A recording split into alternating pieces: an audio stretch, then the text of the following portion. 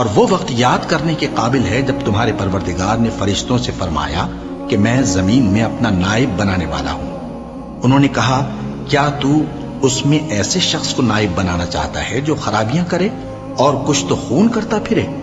اور ہم تیری تعریف کے ساتھ تسبیح و تقدیس کرتے رہتے ہیں۔ فرمایا میں وہ باتیں جانتا ہوں جو تم نہیں جانتے۔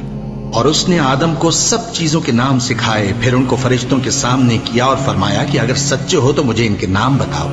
انہوں نے کہا تو پاک ہے، جتنا علم تو نے ہمیں بخشا ہے اس کے سوا ہمیں کچھ معلوم نہیں، بے شک تو دانا ہے، حکمت والا ہے۔ تب اللہ نے آدم کو حکم دیا کہ آدم تم ان کو ان چیزوں کے نام بتاؤ۔ سو جب انہوں نے ان کو ان کے نام بتائے تو فرشتوں سے فرمایا کیا میں نے تم سے نہیں کہا تھا کہ میں آسمانوں اور زمین کی سب پوشیدہ باتیں جانتا ہوں، اور جو تم ظاہر کرتے ہو اور جو پوشیدہ کرتے ہو سب مجھ کو معلوم ہے۔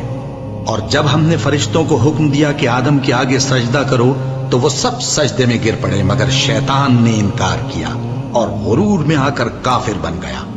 اور ہم نے کہا کہ اے آدم تم اور تمہاری بیوی بہشت میں رہو اور جہاں سے چاہو بے روک ٹوک کھاؤ پیو، لیکن اس درخت کے پاس نہ جانا نہیں تو ظالموں میں ہو جاؤ گے۔ پھر شیطان نے دونوں کو اس درخت کے بارے میں پھسلا دیا اور جس عیش و نشاط میں تھے اس سے ان کو نکلوا دیا۔